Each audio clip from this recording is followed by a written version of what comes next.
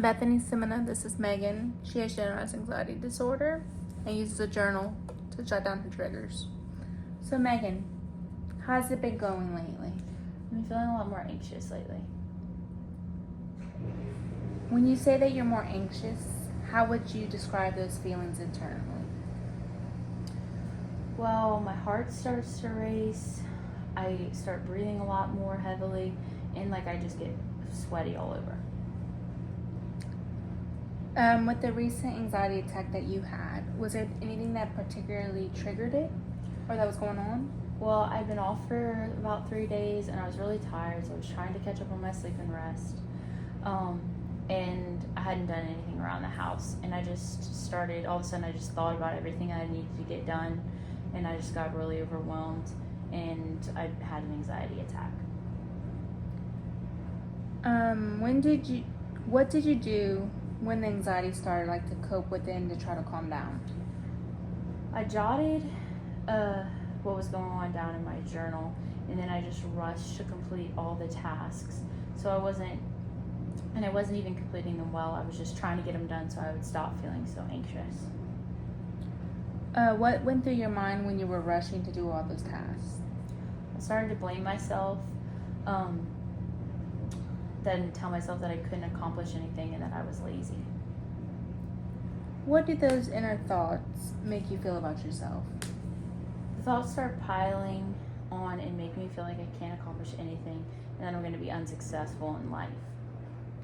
Is there anything evidence that you can use to support the idea that if you don't complete those tasks that you would be unsuccessful at life? An example would be with work. When I don't complete certain tasks for work because of lack of time, I end up in trouble with my boss. Is there anything that you can use evidence that would say that that's inaccurate, that you can still be successful even though you didn't complete those tasks? Well, I guess growing up, our house was never completely clean with all of my siblings running around. Each of us have been quite successful in life. How would not completing tasks affect you in the future, a year from now or so? Honestly, not being able to complete the task would just lead to me being more and more anxious, which would prevent me from doing other tasks. What happens if you would actually complete those tasks? I would have accomplished everything on my list, which would make me feel successful. So correct me if I'm wrong. If you complete the task, even after you procrastinate or off of and were resting, you would still be successful even though you took that break.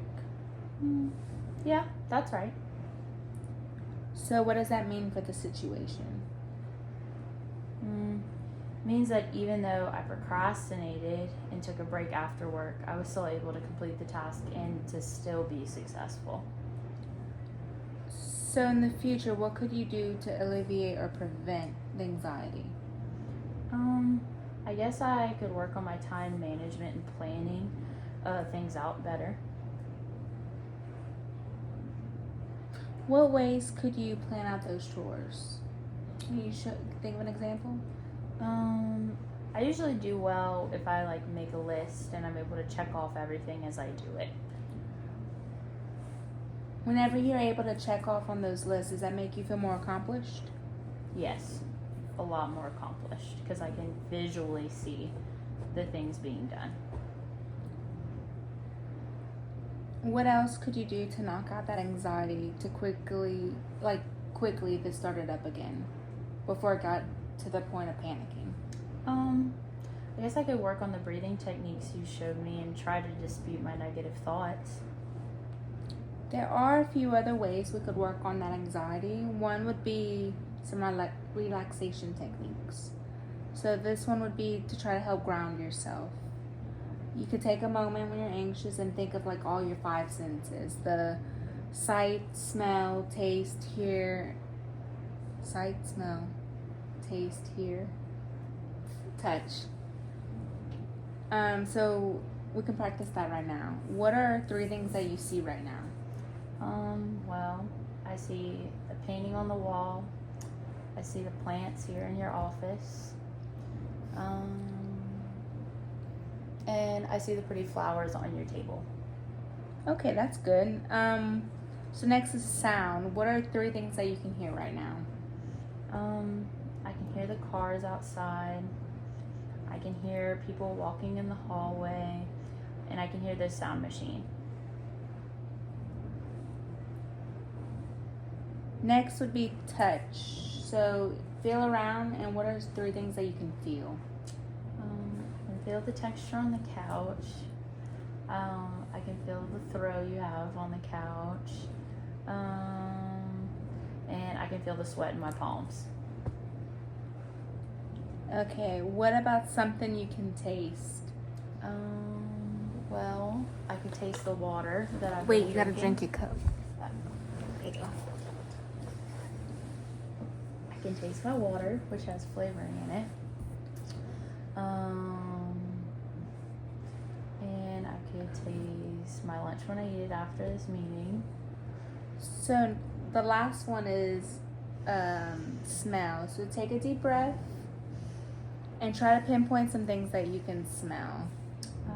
I can smell the laundry detergent that's on my clothes.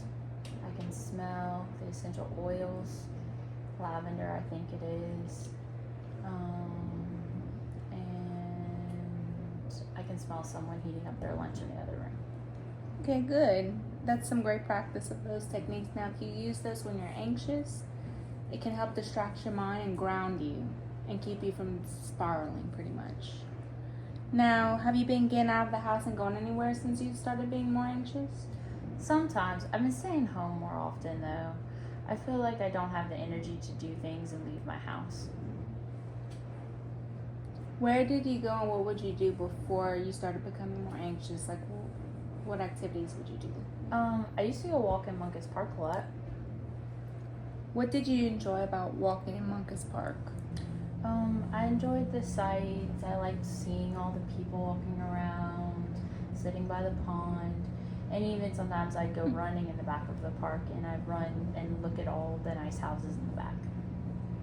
Yeah, I didn't know they had a pond. Mm-hmm. Anyway, what were your feelings about those walks? Like, how did that make you feel?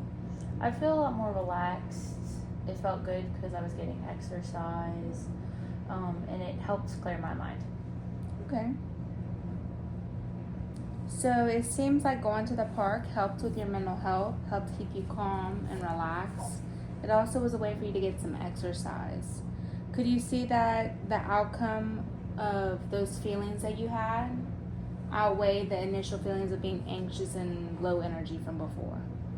Yeah, it definitely helps a lot with my energy because when I'm getting exercise, I get, that's why I like to run because I kind of get a high after I run with all my endorphins being released. So then I'd feel a lot, my mood feels a lot better and I do feel a lot less anxious. Okay. Is there anyone that you go with or someone that can go with you to go on these walks or that could keep you more accountable? Yeah, I think I have a friend or two that could definitely come with me on my walks.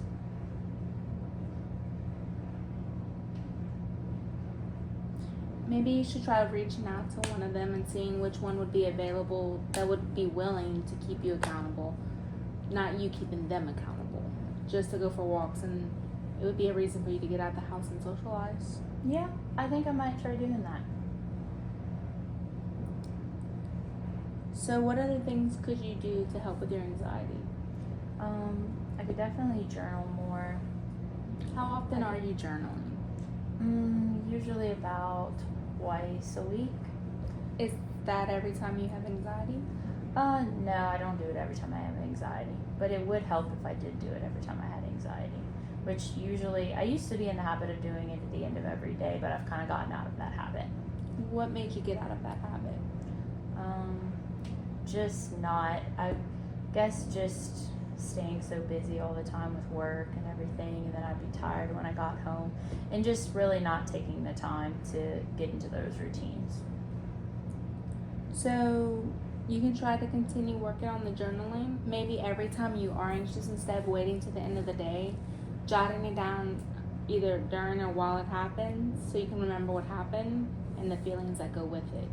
So then you can continue to sit there and dispute those thoughts and try to resolve it on your own. Yeah. And then if not, we can work on it here. Okay, sounds good. I think. And I'll then try also doing work on those senses. That really helps. I'll try doing that.